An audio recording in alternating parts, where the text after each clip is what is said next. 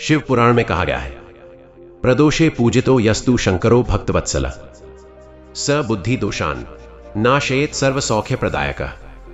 अर्थात जो व्यक्ति प्रदोष काल में भक्तिभाव से भगवान शंकर की आराधना करता है, उसके जीवन के बुद्धि दोष, वाणी दोष और कर्म बंधन स्वयं नष्ट हो जाते हैं। और जब यह पावन प्रदोष बुधवार के दिन आता है, तब उसकी शक्ति और भी बढ़ जाती है, क्योंकि बुध केवल एक ग्रह नहीं है। बुध है बुद्धि, विवेक, व्यापार, वाणी और निर्णय शक्ति का स्वामी। जब बुध अशांत होता है तो जीवन में भ्रम, अस्थिरता और हानि प्रवेश कर जाती है, और जब वही बुध शिव कृपा से शांत होता है तो बंद रास्ते खुलने लगते हैं, रुका हुआ भाग्य चल पड़ता है और मनुष्य के जीवन में स्पष्टता उतर आती है। बुध प्रदोष व्रत की यह पौराणिक कथा हमें सिखाती है कि सच्ची बुद्धि ज्ञान से नहीं, शिव की कृपा से स्थिर होती है। यह कथा उन लोगों के लिए संजीवनी है जिनका मन अशांत रहता है, जिनकी मेहनत का फल दूसरों को मिल जाता है, जिनके रिश्तों में कड़वाहट आ गई है या जिनका जीवन बिना कारण उलझनों में फंसा रहता है। इस कथा का श्रवण मात्र मन के भ्रम को काट देता है, निर्णय शक्ति को जागृत करता है और जीवन में एक अदृश्य सुरक्षा कवच खड़ा कर देता है।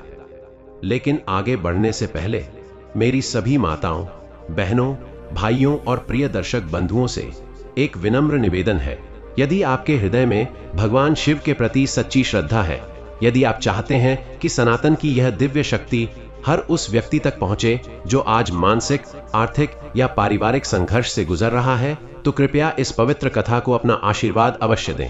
आपका एक छोटा सा सहयोग इस दिव्य संदेश को हजारों नहीं, लाखों जीवनों तक पहुंचा सकता है। इस कथा को लाइक करना केवल एक बटन दबाना नहीं है, यह शिव कृपा की धारा को आगे बढ़ाना है। और यदि आपने अब तक हमारे चैनल कथा संग्रह को सब्सक्राइब नहीं किया है, तो कृपया अभी कर लें, ताकि बुध प्रदोष व्रत की यह पूरी श्रृंखला, शिव कृपा से जुड़ी दुर्लभ कथाएं और जीवन की दिशा बदल देने वाले पौराणिक प्रसंग आप तक समय समय पर पहुंचते रहें। आपका यह छोटा सा कदम हमारे सनातन परिवार को और भी सशक्त बनाता है। तो आइए अब उसी शुद्ध भाव, उसी स्थिर मन और उसी श्रद्धा के साथ आगे बढ़ते हैं जहां से बुध प्रदोष व्रत की पौराणिक कथा आरंभ होती है।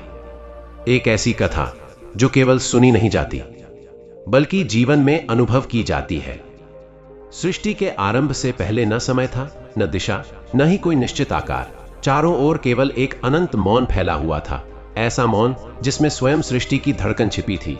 उसी मौन के गर्भ से जब पहली बार कंपन उठा तो वह ओंकार की ध्वनि थी, और उसी ध्वनि से प्रकट हुए भगवान सदाशिव। उनके नेत्र बंद थे, लेकिन उन बंद नेत्रों में ही अनंत ब्रह्मांडों की रचना और विनाश की कथा समाई हुई थी। उनके कंठ में नील का तेज था, जटाओं में गंगा का वेग और मस्तक पर चंद्रमा की शीतल आभा। यही वह क्षण था जब काल ने चलना सीखा और ग्रहों ने अपनी अपनी गति पाई। जब ब्रह्मा ने सृष्टि रचना का कार्य संभाला और विष्णु ने पालन का भार लिया, तब शिव तटस्थ भाव से इस सृष्टि की हर गति को देख रहे थे। देवता, दानव, ऋषि, नाग सब अपने अपने कर्म में बंधे थे, किंतु इस विराट व्यवस्था में भी कुछ ऐसा था जो असंतुलित था। वह था मनुष्य का मन, चंचल, भ्रमित और दिशाहीन। मनुष्य के भीतर की बुद्धि, विवेक और वाणी जब डगमगाने लगी, तब देवताओं में चिंता उत्पन्न हुई, क्योंकि बुद्धि ही वह दीपक है जो मनुष्य को अंधकार से प्रकाश की ओर ले जाता है। इसी चिंता के बीच एक दिव्य कथा का आरंभ हुआ। एक ऐसी कथा जिसका संबंध केवल ग्रहों से नहीं, बल्कि मनुष्य के भाग्य, कर्म और चेतना से है। यह कथा है बुध ग्रह की। बुध जो केवल एक खगोलीय पिंड नहीं, बल्कि बुद्धि, वाणी, व्यापार, तर्क और विवेक का प्रतीक है। लेकिन बहुत कम लोग जानते हैं कि बुध को यह स्थान सहज नहीं मिला। इसके पीछे त्याग, श्राप, पीड़ा और शिव की करुणा की एक गूढ़ कहानी छिपी है। चंद्रदेव, जिन्हें सोम भी कहा जाता है, देवताओं में अत्यंत तेजस्वी और आकर्षक थे। उनकी शीतल किरणें देवताओं और ऋषियों को प्रिय थीं। उनकी सुंदरता ऐसी थी कि तारागण भी उनकी ओर आकर्षित हो उठते थे। बृहस्पति की पत्नी तारा भी इस आकर्षण से स्वयं को बचा न सकी। यह आकर्षण धीरे धीरे एक ऐसे संबंध में बदल गया जिसने तीनों लोकों को हिला दिया। तारा चंद्रदेव के साथ चली गईं। बृहस्पति का क्रोध भयानक था। देवताओं में कलह फैल गया, युद्ध की स्थिति बन गई। अंततः ब्रह्मा के हस्तक्षेप से तारा को वापस लाया गया, लेकिन तब तक बहुत देर हो चुकी थी। तारा गर्भवती थी और जब समय आया तो एक अद्भुत बालक ने जन्म लिया। उसका तेज असामान्य था। उसकी आंखों में चंद्र की शीतलता और वाणी में विलक्षण बुद्धि थी। बालक का नाम रखा गया बुध। लेकिन यह जन्म अपने साथ विवाद और पीड़ा लेकर आया। बृहस्पति ने उस बालक को स्वीकार करने से इनकार कर दिया। चंद्रदेव मौन रहे। तारा की आंखों में लज्जा और वेदना थी, और बालक बुध, वह सब कुछ समझते हुए भी कुछ कह न सका। यही वह क्षण था जब बुध के जीवन में पहला घाव पड़ा।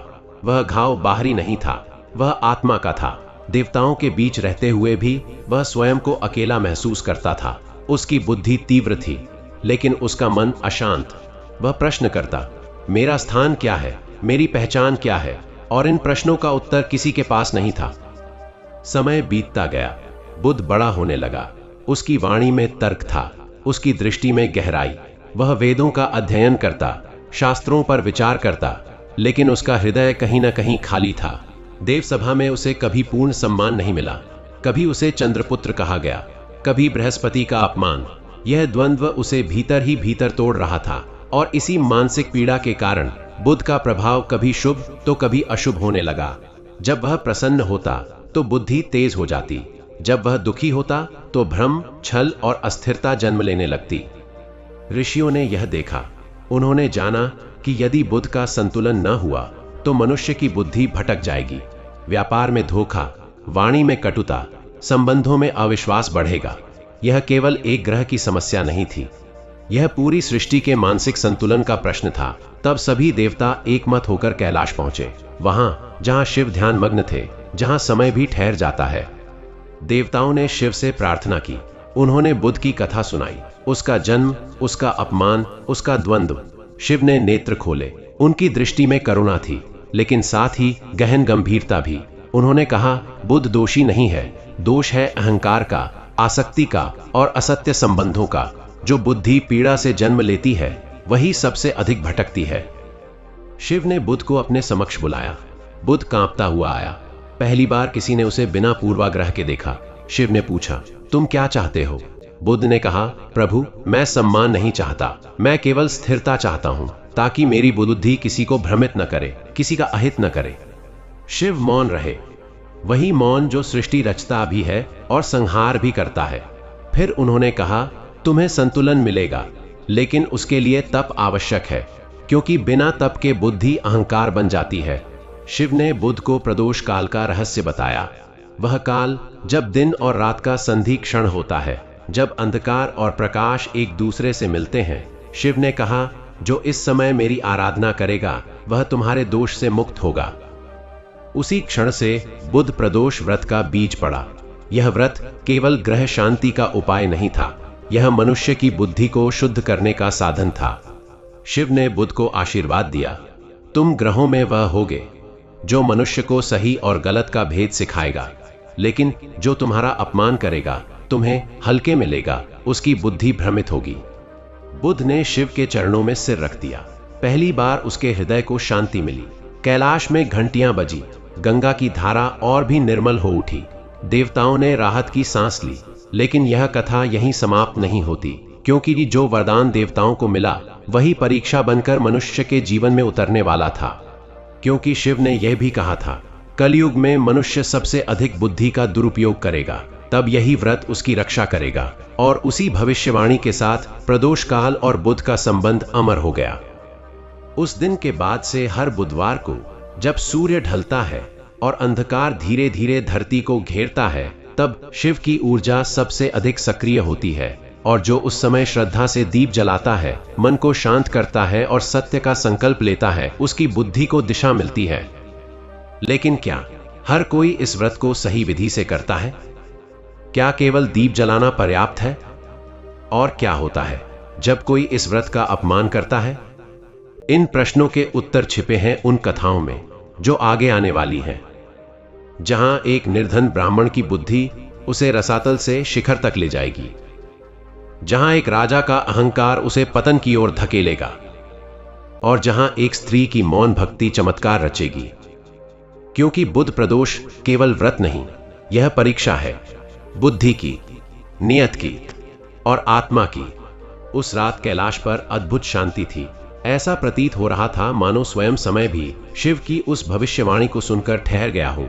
देवता अपने अपने लोक लौट गए, लेकिन बुध वहीं रह गया। उसके भीतर वर्षों से जमा असंतोष, अपमान और अस्थिरता अब धीरे धीरे गलने लगी थी। शिव के चरणों में बैठा वह पहली बार अपने अस्तित्व को स्वीकार कर पा रहा था। परंतु शिव जानते थे यह शांति स्थायी नहीं है, क्योंकि जिस परीक्षा की उन्होंने बात की थी वह अब पृथ्वी पर उतरने वाली थी। समय के प्रवाह में युग बदले। सतयुग की शुद्धता, त्रेतायुग की मर्यादा और द्वापर की लीला के बाद कलयुग का उदय हुआ। यह वह युग था जहां बाहरी ज्ञान बढ़ा पर भीतर की बुद्धि कमजोर होने लगी। लोग बोलने लगे पर सोचने से पहले नहीं, निर्णय होने लगे पर विवेक के बिना। व्यापार बढ़ा पर ईमानदारी घटने लगी और सबसे अधिक प्रभाव पड़ा बुद्ध का, क्योंकि जब मनुष्य बुद्धि का दुरुपयोग करता है तब बुद्ध अशांत हो जाता है।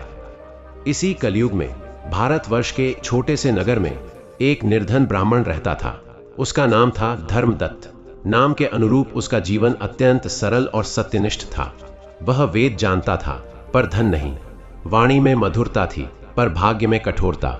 उसकी पत्नी सुशीला पतिव्रता थी पर घर में अक्सर खाली बर्तन खनकते रहते थे। कई बार ऐसा होता कि पूरा दिन बीत जाता और चूल्हा नहीं जलता, फिर भी धर्मदत्त के मुख से कभी शिकायत नहीं निकली। लेकिन धीरे धीरे उसके जीवन में कुछ अजीब घटनाएं घटने लगी। जो भी वह निर्णय लेता उल्टा पड़ता। किसी की मदद करता तो वही उसे धोखा दे देता। व्यापार करने का विचार करता तो हानि हो जाती। किसी से सलाह लेता तो भ्रम और बढ़ जाता। लोग कहने लगे इसकी बुद्धि पर कोई दोष है, और वही बात धर्मदत्त के मन में घर करने लगी। वह रातों को जागता और सोचता, मैं गलत क्या कर रहा हूं? मेरी श्रद्धा में कमी है या मेरी बुद्धि में? एक दिन नगर में एक वृद्ध साधु आए। उनके मुख पर तेज था, आंखों में गहराई और वाणी में अजीब सी स्थिरता। धर्मदत्त ने उन्हें अपने घर बुलाया, जो घर कहलाने के नाम पर केवल एक कुटिया थी। साधु ने भीतर प्रवेश करते ही आंखें बंद की और कुछ क्षण मौन रहे। फिर बोले, वत्स, तुम्हारे जीवन में कर्म की कमी नहीं है, पर बुद्धि का संतुलन डगमगाया हुआ है। धर्मदत्त चौंक गया। उसने साधु से पूछा, महाराज, क्या इसका कोई उपाय है? साधु ने उत्तर दिया, हाँ, बुध प्रदोष व्रत। यह सुनते ही धर्मदत्त के हृदय में एक हल्की सी आशा जगी। साधु ने उसे बताया कि कैसे प्रदोष काल में शिव की आराधना करने से बुध शांत होता है और बुद्धि को दिशा मिलती है। साधु ने कहा, पर याद रखना, यह व्रत केवल दीप जलाने का नाम नहीं है। यह व्रत सत्य, संयम और मौन का भी है। अगले बुधवार को धर्मदत्त ने पहली बार बुध प्रदोष व्रत रखा। सूर्य अस्त हो रहा था। आकाश में हल्की लालिमा थी। उसने स्नान किया, स्वच्छ वस्त्र पहने और मन को शांत करने का प्रयास किया, पर मन तो वर्षों से भटका हुआ था। बार बार पुराने दुख सामने आ जाते। फिर भी उसने शिवलिंग पर जल चढ़ाया, दीप जलाया और मौन होकर बैठ गया। उस मौन में उसे कुछ अजीब सा अनुभव हुआ, जैसे कोई भीतर से कह रहा हो, ठहरो। उस रात धर्मदत्त को स्वप्न आया। उसने देखा एक हरे प्रकाश से घिरा हुआ बालक उसके सामने खड़ा है। बालक की आंखों में प्रश्न थे। उसने कहा, क्या तुम सच बोलते हो? धर्मदत्त ने उत्तर दिया, हाँ। बालक ने फिर पूछा, क्या तुम छल से दूर रहते हो? धर्मदत्त बोला, यथासंभव। तब बालक मुस्कुराया और बोला, तो मैं तुम्हारे साथ हूं। और तभी वह प्रकाश विलीन हो गया। अगली सुबह धर्मदत्त के जीवन में कोई चमत्कार नहीं हुआ। घर वही था, गरीबी वही थी, पर भीतर कुछ बदल चुका था। अब वह निर्णय लेने से पहले ठहरता था, बोलने से पहले सोचता था, और सबसे बड़ी बात, वह परिणाम की चिंता किए बिना कर्म करने लगा। धीरे धीरे लोगों का व्यवहार बदलने लगा। जो उसे अनदेखा करते थे वे सलाह लेने आने लगे। जो उसे मूर्ख समझते थे वही उसकी बुद्धि की प्रशंसा करने लगे। पर हर कथा में केवल उत्थान नहीं होता। उसी नगर में एक राजा था, राजा सोमकेतु। बुद्धिमान था पर अहंकारी। उसने भी सुना कि बुध प्रदोष व्रत से लाभ होता है। उसने सोचा, यदि मैं यह व्रत करूं तो मेरी बुद्धि सबसे श्रेष्ठ हो जाएगी। पर उसका उद्देश्य शिव की भक्ति नहीं बल्कि स्वयं की प्रशंसा था। उसने भव्य पूजा करवाई, सोने चांदी के दीप जलवाए, पर मन में दया नहीं थी, सत्य नहीं था। उसी प्रदोष काल में जब राजा पूजा कर रहा था, एक निर्धन वृद्ध दरवाजे पर आया और बोला, महाराज, भूखा हूं। राजा ने क्रोध में कहा, पूजा के समय व्यवधान मत डालो। वृद्ध चुपचाप लौट गया। उसी क्षण राजा का दीप बुझ गया। पुजारियों ने फिर जलाया, पर मन में विचित्र भय भर गया। कुछ ही समय बाद राजा के निर्णय गलत होने लगे। युद्ध में हार, मंत्रियों से धोखा, प्रजा में असंतोष। राजा समझ नहीं पा रहा था, मैंने तो व्रत किया था।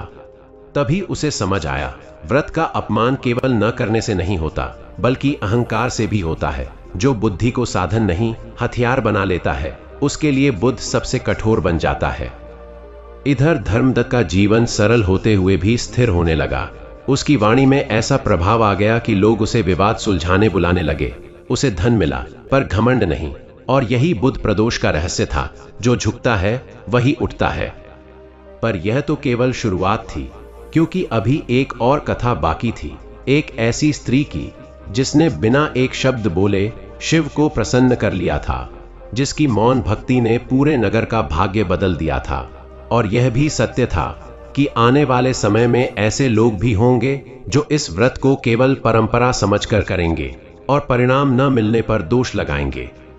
इसलिए यह कथा केवल सुनने के लिए नहीं है, यह कथा चेतावनी है, स्मरण है और निमंत्रण है, क्योंकि बुद्ध प्रदोष व्रत मनुष्य से केवल पूजा नहीं मांगता, वह उसकी बुद्धि, उसकी नीयत और उसकी आत्मा की परीक्षा लेता है।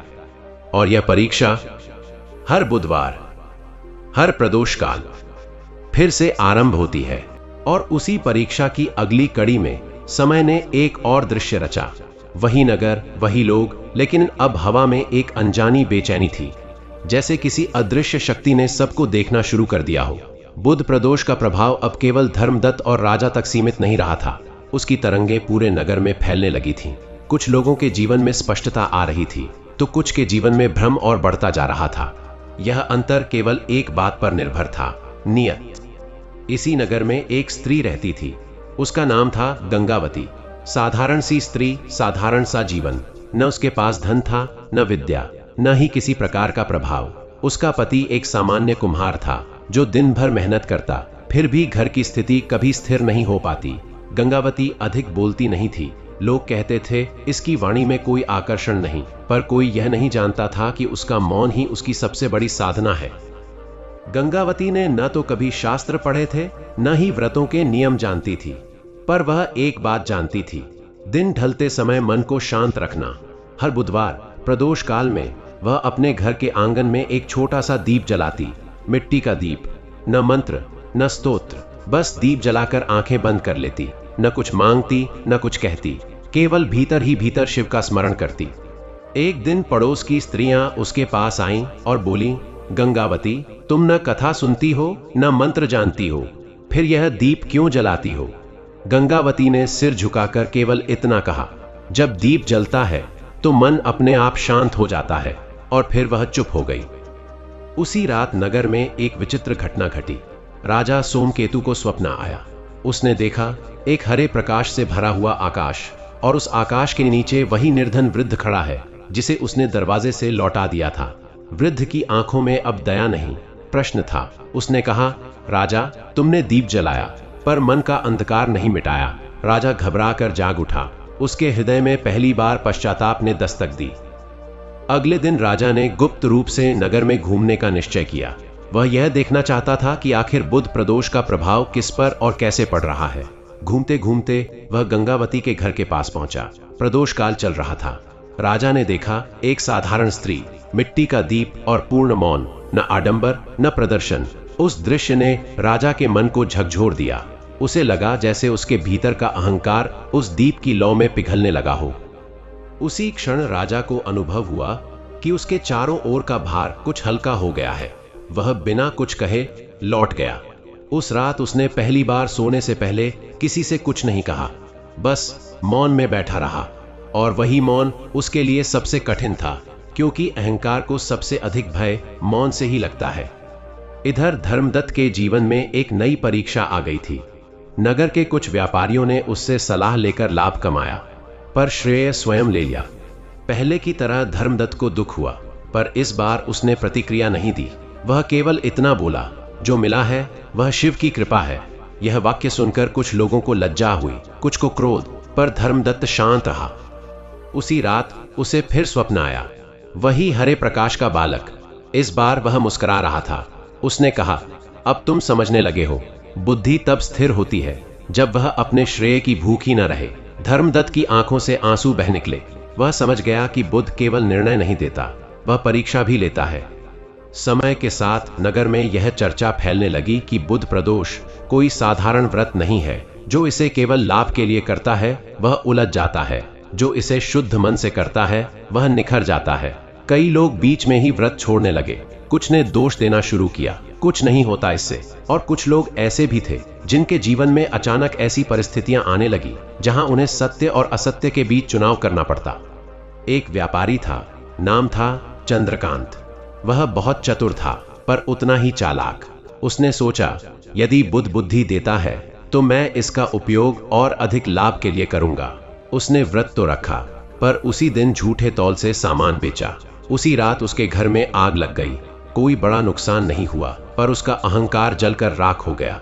वह समझ गया, बुद्ध को छल स्वीकार नहीं। अब राजा सोमकेतु के भीतर भी परिवर्तन होने लगा था। उसने अपने मंत्रियों को बुलाया और पहली बार उनसे पूछा, क्या मेरे निर्णय सही थे? यह प्रश्न सुनकर सब स्तब्ध रह गए। राजा, जो कभी प्रश्न नहीं करता था, आज स्वयं प्रश्न कर रहा था। यही बुद्ध की शांति का पहला लक्षण था। एक बुधवार को राजा ने भव्य पूजा नहीं करवाई। उसने केवल दीप जलाया और नगर के द्वार पर खड़े होकर आने जाने वालों को प्रणाम किया। उसी दिन पहली बार प्रजा के चेहरे पर राजा के लिए भय नहीं, अपनापन दिखाई दिया। राजा ने मन ही मन समझ लिया, बुद्ध प्रदोष का फल बाहर नहीं, भीतर उतरता है। पर कथा अभी पूरी नहीं हुई थी, क्योंकि कलयुग की सबसे बड़ी परीक्षा अभी आनी बाकी थी। जब लोग व्रत को व्यापार बना देंगे, भक्ति को दिखावा बना देंगे और परिणाम न मिलने पर आस्था पर ही प्रश्न उठाएंगे। शिव जानते थे यह होगा, इसलिए उन्होंने पहले ही कहा था, यह व्रत केवल करने वालों को नहीं, समझने वालों को फल देगा। गंगावती की मौन भक्ति का प्रभाव अब पूरे नगर में दिखने लगा था। उसके घर की स्थिति सुधरने लगी, पर उसने किसी को कुछ बताया नहीं। लोग पूछते, तुम क्या उपाय करती हो? वह केवल मुस्कुरा देती, क्योंकि वह जानती थी जिसे कहना पड़ जाए वह साधना नहीं होती। और यही बुद्ध प्रदोष का अंतिम रहस्य है। यह व्रत बोलने से नहीं, ठहरने से फल देता है। यह व्रत मांगने से नहीं, समझने से फल देता है। यह व्रत दीप से नहीं, दृष्टि से फल देता है।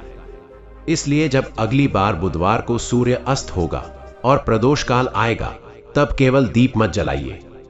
अपने भीतर के अंधकार को भी देखिए, अपने निर्णयों को भी परखिए और अपने मौन को भी सुनिए, क्योंकि बुद्ध प्रदोष उस दीप की तरह है जो बाहर कम और भीतर अधिक जलता है। और वही भीतर का प्रकाश मनुष्य को भटकने से बचाता है। और जैसे जैसे समय आगे बढ़ा, नगर की हवा में एक गहरी गंभीरता उतरने लगी। अब लोग केवल अपने दुखों की शिकायत नहीं करते थे, बल्कि उनके कारणों पर भी सोचने लगे थे। यह परिवर्तन अचानक नहीं था, यह धीरे धीरे भीतर उतर रहा था। बिल्कुल वैसे ही जैसे प्रदोष काल में अंधकार अचानक नहीं आता, बल्कि प्रकाश से संवाद करता हुआ आता है। अब नगर में एक और व्यक्ति था जिसकी कथा सुनना आवश्यक है। उसका नाम था माधव। वह पढ़ा लिखा था, शास्त्रों का ज्ञाता था, तर्क में निपुण था। लोग उसकी बुद्धि की प्रशंसा करते नहीं थकते थे, पर उसकी बुद्धि में एक दोष था, वह केवल दूसरों को नीचा दिखाने के लिए प्रयोग होती थी। माधव हर चर्चा में जीतना चाहता था, हर वाद विवाद में स्वयं को श्रेष्ठ सिद्ध करना चाहता था। उसके लिए ज्ञान साधना नहीं, प्रदर्शन था। जब उसने बुद्ध प्रदोष व्रत के चमत्कारों की चर्चा सुनी तो वह हंस पड़ा। उसने कहा, यदि बुद्धि ग्रहों से चलती तो मूर्ख कभी विद्वान न बनते। फिर भी भीतर कहीं एक डर था, अगर सच में कुछ है तो। उसी संशय में उसने व्रत रखा, पर उसका मन श्रद्धा में नहीं, परीक्षा में था। वह देखना चाहता था कि यह व्रत काम करता है या नहीं। प्रदोष काल आया। माधव ने भी दीप जलाया, शिव का नाम लिया, पर उसके मन में केवल यही विचार था, अब देखता हूं क्या होता है। उसी रात उसे स्वप्न आया। उसने देखा वह एक विशाल सभा में खड़ा है, सब मौन है। वह बोलना चाहता है पर उसकी वाणी नहीं निकलती। वह घबराने लगता है। तभी एक गूंज सुनाई देती है, जिस बुद्धि से तुम दूसरों को दबाते हो वही तुम्हें मौन कर देगी। माधव नींद से घबराकर जाग उठा। अगली सुबह जब वह सभा में बोलने गया तो पहली बार उसके शब्द उलझने लगे। लोग जो कभी उसकी प्रशंसा करते थे अब प्रश्न पूछने लगे। वह उत्तेजित हुआ, क्रोधित हुआ, पर जितना बोलता उतना ही उलझता गया। तब उसे पहली बार अनुभव हुआ बुद्धि का असंतुलन कितना पीड़ादायक होता है। उसी दिन वह धर्मदत्त के पास पहुंचा, वही धर्मदत्त जिसे वह कभी तुच्छ समझता था। उसने विनम्र स्वर में पूछा, तुम्हारी बुद्धि में यह स्थिरता कैसे आई? धर्मदत्त मुस्कुराया और बोला, मैंने बुद्धि को साधन नहीं, सेवा बना लिया। यह वाक्य माधव के भीतर गूंजता रहा। इधर गंगावती की कथा अब केवल नगर तक सीमित नहीं रही थी। आसपास के गांव से लोग उसके मौन और उसके घर की शांति को देखने आने लगे थे। वे पूछते, तुमने कौन सा व्रत किया? गंगावती कहती, मैंने कुछ नहीं किया, बस प्रदोष काल में अपने मन को रोक लिया। लोग समझ नहीं पाते थे मन को रोकना क्या होता है। एक दिन एक स्त्री आई, रोती हुई, बोली, मेरी वाणी ही मेरा शत्रु बन गई है, मैं जो कहती हूँ वही बिगड़ जाता है। गंगावती ने उसे केवल इतना कहा, अगले बुधवार बोलने से पहले दीप जलाना। वह स्त्री चकित हुई, पर उसने वैसा ही किया। धीरे धीरे उसकी वाणी में मिठास आने लगी। वह समझ गई, बुद्ध केवल बुद्धि नहीं, वाणी भी है। अब राजा सोमकेतु ने एक बड़ा निर्णय लिया।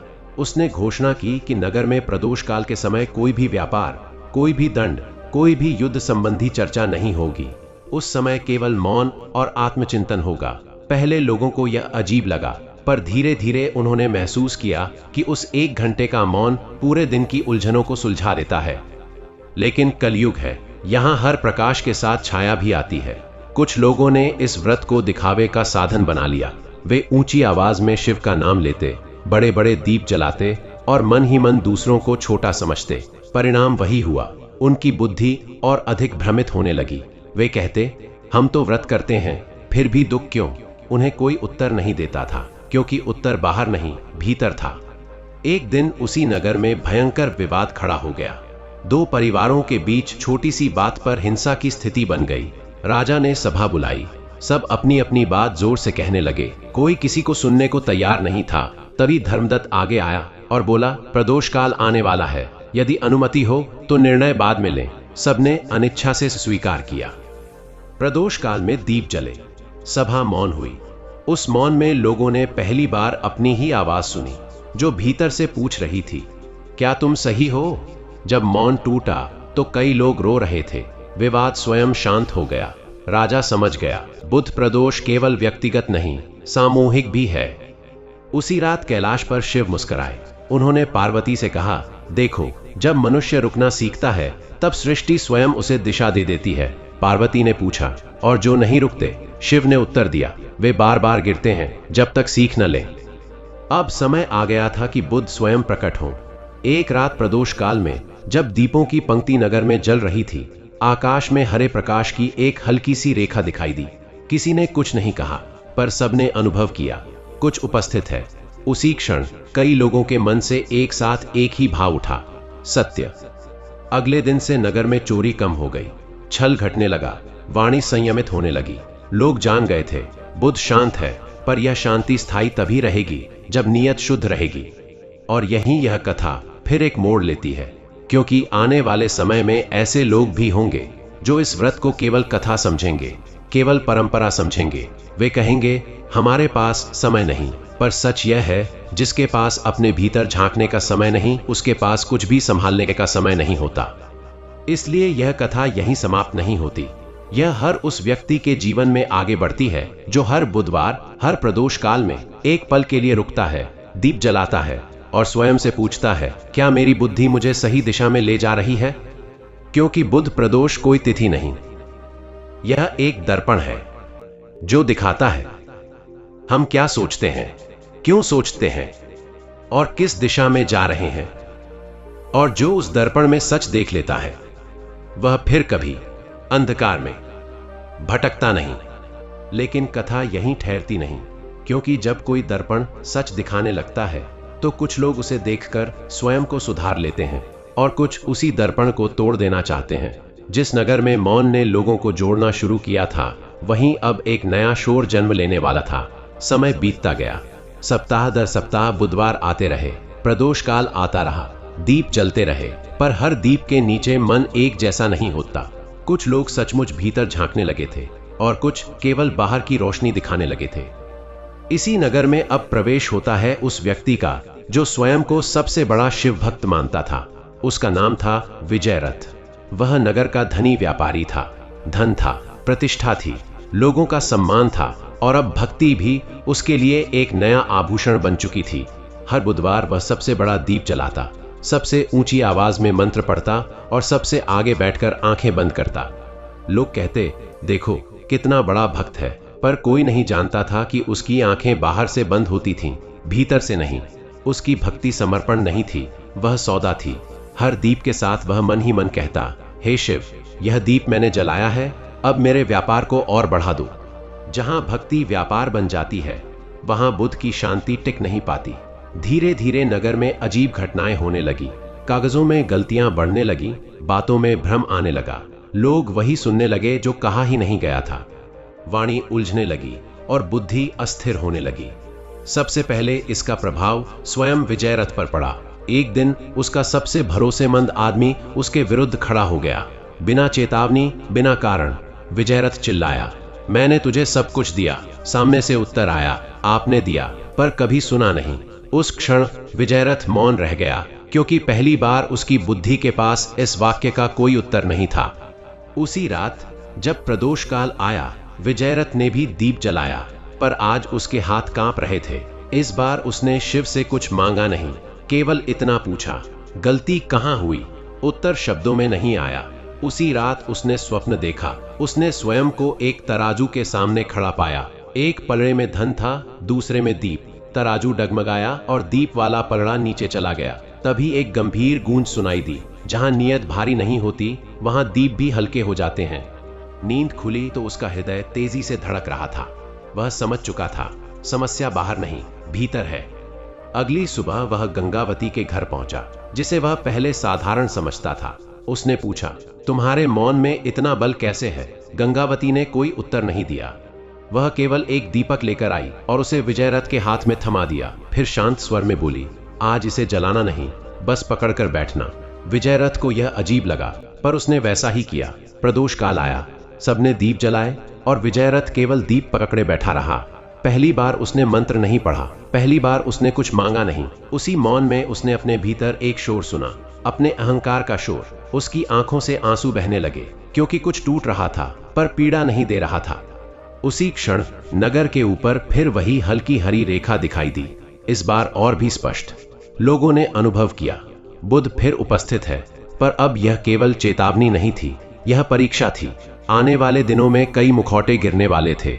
जो स्वयं को ज्ञानी समझते थे वे अपनी ही उलझनों में फंसने वाले थे, और जो स्वयं को छोटा मानते थे वही सच्चे मार्गदर्शक बनने वाले थे। क्योंकि बुद्ध की कृपा शोर पर नहीं, शुद्धता पर उतरती है। धीरे धीरे कथा एक व्यक्ति तक सीमित नहीं रही, यह पूरे नगर की आत्मा बन गई। अब हर बुधवार लोग एक दूसरे से कम और स्वयं से अधिक बात करने लगे थे। उन्हें समझ आ गया था कि बुद्धि का सबसे बड़ा शत्रु अज्ञान नहीं, अहंकार है, और सबसे बड़ा वरदान ज्ञान नहीं, संयम है। इसीलिए यह कथा केवल उस नगर की नहीं है, यह हर उस व्यक्ति की है जो इसे सुन रहा है। हर बार जब तुम बोलने से पहले नहीं रुकते, हर बार जब सही होने की जिद पकड़ लेते हो, हर बार जब दीप जलाते हो पर मन नहीं झुकाते, तब समझ लेना कि बुद्ध तुम्हें देख रहा है। और जिस दिन तुम सच में एक पल के लिए रुक जाओगे, उस दिन दिशा स्वयं तुम्हें खोज लेगी। क्योंकि बुद्ध प्रदोष कोई कर्मकांड नहीं है, यह वह क्षण है जब मनुष्य अपने ही मन से सच सच पूछता है, क्या मैं सच में सही दिशा में चल रहा हूं? और जिस दिन इस प्रश्न का उत्तर मौन में मिल जाता है, उस दिन जीवन में कोई भी भ्रम टिक नहीं पाता। लेकिन अब समय आ गया था कि यह कथा अपने अंतिम और सबसे गहरे सत्य की ओर बढ़े। क्योंकि हर परीक्षा का एक निर्णायक क्षण होता है। जिस नगर ने मौन को अपनाया था, अब उसे यह सीखना था कि मौन को कैसे निभाया जाता है। समय के साथ कुछ लोग फिर पुराने स्वभाव की ओर लौटने लगे। बाहर से शांति थी, भीतर फिर हलचल थी। बुधवार आते रहे, प्रदोष काल आता रहा, दीप जलते रहे, पर कुछ मन फिर से मांगने लगे थे, चुपचाप, बिना बोले। और यही वह क्षण था जहां बुद्ध की अंतिम शिक्षा प्रकट होने वाली थी। एक बुधवार ऐसा आया जब आकाश असामान्य रूप से स्थिर था। न हवा चल रही थी, न पक्षियों का कलरव था। प्रदोष काल के समय जैसे पूरी प्रकृति रुक गई हो। लोग दीप जलाकर बैठे थे, पर आज मन में प्रश्न अधिक थे। तभी नगर के मध्य शिव मंदिर में एक वृद्ध साधु प्रकट हुआ। किसी ने उसे आते नहीं देखा। उसका मुख शांत था, नेत्र गहरे और स्वर में भार। उसने केवल एक वाक्य कहा, आज जो सच से भागेगा वह अपनी ही बुद्धि से हार जाएगा। यह कहकर वह मौन हो गया। उस दिन साधु ने न कोई कथा सुनाई, न कोई मंत्र बताया। उसने केवल इतना कहा, आज दीप बाहर नहीं, भीतर जलाना है। लोग असमंजस में पड़ गए, कैसे जलाएं भीतर का दीप? तभी उसने कहा, जो भी अपने जीवन का सबसे बड़ा छल याद कर सकता है, वही आज इस व्रत का अधिकारी है। यह सुनते ही कई लोग उठकर चले गए। उन्हें लगा यह व्रत उनके लिए नहीं है, पर जो बैठे रहे उनके चेहरे गंभीर हो गए, क्योंकि सच का सामना सबसे कठिन होता है। विजयरथ भी वहीं बैठा था। आज उसके वस्त्र साधारण थे, आंखें झुकी हुई थीं। उसने पहली बार अपने भीतर स्वीकार किया कि उसने भक्ति को सीढ़ी बनाया था। माधव ने स्वीकार किया कि उसने ज्ञान को हथियार बनाया था। राजा सोमकेतु ने स्वीकार किया कि उसने धर्म को शासन का साधन बनाया था। और गंगावती, वह मौन ही रही, क्योंकि उसका स्वीकार मौन में ही पूरा हो चुका था। उस क्षण मंदिर में कोई शब्द नहीं था, पर सत्य भारी होकर उतर रहा था। तभी साधु ने अपनी आंखें खोली और कहा, अब सुनो। उसी क्षण लोगों को ऐसा अनुभव हुआ जैसे कोई उनके भीतर बोल रहा हो। कोई आकाशवाणी नहीं, कोई चमत्कार नहीं, बस भीतर की स्पष्टता। लोगों को समझ आने लगा कि बुद्ध कभी क्रोधित नहीं होता, वह केवल दर्पण बन जाता है, और जो उस दर्पण में झांकने से डरता है वही भ्रमित होता है, जो देख लेता है वही मुक्त होता है। उस रात किसी ने कोई वरदान नहीं मांगा, किसी ने कोई भविष्य नहीं पूछा। लोग घर लौटे, पर भीतर कुछ छोड़ आए थे, अपना अहंकार, अपनी जल्दबाजी, अपनी जिद। अगले दिनों नगर में कोई बड़ा चमत्कार नहीं हुआ, न अचानक धन बरसा, न दुख एकदम मिटे, पर एक सूक्ष्म परिवर्तन हुआ। निर्णय सुधरने लगे, लोग कम बोले पर सही बोले, व्यापार धीमा हुआ पर स्थिर हुआ, रिश्ते सच्चे हुए भले ही सीमित हो गए। धीरे धीरे साधु अदृश्य हो गया, जैसे वह आया ही न हो, पर उसकी उपस्थिति नगर की स्मृति बन गई। अब कोई यह नहीं कहता था कि उसने कितने दीप जलाए, बल्कि यह पूछा जाता था, क्या तुम प्रदोष काल में रुके थे? क्योंकि लोग समझ चुके थे कि रुकना ही सबसे बड़ी साधना है। बुद्ध प्रदोष अब एक तिथि नहीं, एक स्वभाव बन चुका था। और वर्षों बाद जब लोग इस कथा को सुनाने लगे, तो उन्होंने इसे चमत्कारों की कथा नहीं कहा। उन्होंने कहा, यह बुद्धि के संयम की कथा है। यह उस क्षण की कथा है जब मनुष्य स्वयं से हारकर स्वयं को जीत लेता है। यह उस व्रत की कथा है जो शिव को प्रसन्न करने से पहले मनुष्य को शुद्ध करता है। और यहीं यह कथा पूर्ण होती है, पर समाप्त नहीं, क्योंकि हर बुधवार, हर प्रदोष काल में जब कहीं कोई दीप जलता है और कोई व्यक्ति एक पल के लिए रुकता है, तो समझ लेना यह कथा फिर जीवित हो जाती है। क्योंकि बुद्ध प्रदोष व्रत किसी ग्रंथ में नहीं, उस मौन में बसता है जहां मनुष्य स्वयं से सच सच मिलने का साहस करता है। और जो यह साहस कर लेता है, उसके जीवन में फिर कोई भी अंधकार स्थायी नहीं रहता। इसलिए प्रिय भक्तजनों, हाथ जोड़कर आप सभी से यही विनम्र निवेदन है कि यदि आपके हृदय में भगवान शिव के प्रति सच्ची श्रद्धा है, यदि आपकी बुद्धि में सत्य का प्रकाश और जीवन में संतुलन की अभिलाषा है, तो इस पावन बुद्ध प्रदोष व्रत कथा को केवल सुनकर अपने तक सीमित न रखें। संभव है आपके द्वारा साझा की गई यही कथा किसी ऐसे मन तक पहुंच जाए जो आज भ्रम में है, जिसकी बुद्धि अस्थिर हो गई है, जो गलत निर्णयों के कारण दुख झेल रहा है, या जो बिना कारण जीवन में बार बार ठोकर खा रहा है। आपके एक छोटे से प्रयास से उसके जीवन में शिव का मार्गदर्शन उतर सकता है, और बुद्ध की कृपा उसकी सोच, उसकी वाणी और उसके भाग्य को सही दिशा दे सकती है। और यदि आप अभी तक हमारे सनातनी परिवार कथा संग्रह से नहीं जुड़े हैं, तो आज ही इस चैनल को सब्सक्राइब करें। आपका यह छोटा सा सहयोग हमें शक्ति देता है कि हम ऐसी ही दिव्य कथाएं, पौराणिक रहस्य, व्रत विधियां और जीवन को भीतर से बदल देने वाले आध्यात्मिक प्रसंग आप तक निरंतर पहुंचाते रहें। यह केवल एक चैनल नहीं, बल्कि उन सभी आत्माओं का संगम है जो शोर से नहीं, शांति से समाधान ढूंढना चाहते हैं। आइए हम सब मिलकर बुद्धि को अहंकार नहीं, साधना बनाएं।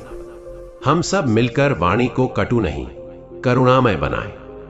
हम सब मिलकर हर प्रदोष काल में एक पल रुकें और स्वयं से सच सच मिलें। क्योंकि बुद्ध प्रदोष व्रत केवल पूजा नहीं है, यह शिव की शरण में जाकर बुद्धि, नियत और जीवन को शुद्ध करने का दिव्य अवसर है। और अब इस पावन कथा का समापन करते हैं भगवान शिव के मंगल नाम के साथ। नमः शिवाय। महादेव आप सभी को शुद्ध बुद्धि, स्थिर मन, मधुर वाणी और जीवन में सही निर्णय लेने की शक्ति प्रदान करें। बुद्ध की कृपा सदैव आपके साथ बनी रहे।